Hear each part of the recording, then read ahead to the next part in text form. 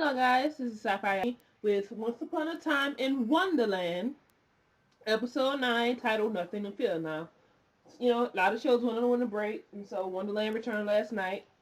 It was pretty good. So what we last left off, which Alice and Cyrus are reunited. Cyrus is no longer a genie. Will, since he made a wish, the bottle must always have a genie, so Will is not the genie, and now Anastasia, Alice, and Cyrus are looking for Will in the bottle. So, Alice, and everybody, they gotta find, much to Alice's dismay, they must work with the Red Queen to find William, Anastasia. Alice doesn't trust her, but Cyrus says he knows what's in the Queen's heart and that she truly wants to find William. However, they get separated when Alice believes the Queen has ran off, when in reality, the Queen was kidnapped by the common people who decided to seek revenge upon the Queen for letting them starve. She tries to barter her way out, but realizes that no one would pay for her safety. Cyrus uses a simple tracking spell to find the Queen, which unfortunately backfires, as now he and Alice are tied up to be eaten by these creatures that come out only at night, and the creatures that come out only at night and are attracted to light. Alice uses her necklace as a distraction, and they all safely get away. They hear fireworks and realize that someone has made a wish, because Anastasia tells them this is like the poorest town. There's no way they could afford something as fireworks, so they figure that's got to be William. Somebody had to make a wish. So they head there.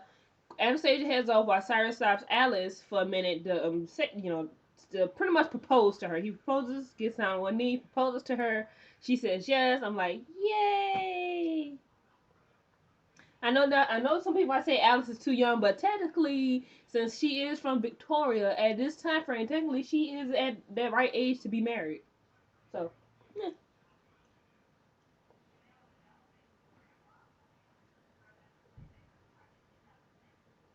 The Queen goes into the city and she finds William. And when she finally meets back up with Alice and Cyrus, Alice asks her what happened to the lizard, because that's who had the bottle. And they think Anastasia did something to her, but Anastasia says she didn't. And so she rubs the bottle, thus becoming William's new master. And then Anastasia tells them that Jafar has two other genie bottles, to which we find out that is Cyrus's brothers. Apparently something happened to them where they was cursed to be genies. Ooh, boy, that's some bad luck right there. So, the four of them decide to team up against Jafar. Meanwhile, with Jafar in a bottle. I'm trying to sound like Anastasia. In a bottle. Jafar decides to release the Jabberwocky. Now, everybody in Wonderland fears this freaking Jabberwocky. I'm like, God dang, it must be very terrible if everybody fears the Jabberwocky. The creature, when Jafar does get there and to release the Jabberwocky, I'm guessing it might have two forms, kind of like a Maleficent thing, where she has her form and then she has her dragon form. So I'm guessing that's what Jabberwocky is gonna do. So we see the Jabberwocky is a female, and they said that it took a bunch of magic and a bunch of men just to get her in that tower to keep her locked away. So Jafar releases her by removing the dagger from her, which is the only thing that can imprison her. So she tries to, obviously, since that's the only thing that can imprison her, she tries to, get it from Jafar. Jafar like, nah, I think I'm gonna keep this. And all of a sudden we see how powerful the Jabberwocky is. She just starts talking about, I think she's sort of like the fear demon from Charmed, where she could sense a person's fear and it kind of uses it against them. So she said, "What do you feel most drowning?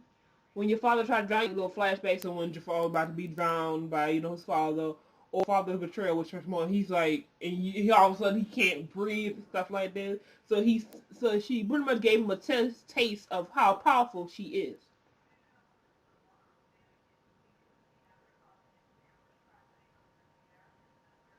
And so, with going with William and him being found by the lizard, William is found by the lizard, who has fallen in love with him, but Will does not feel the same way.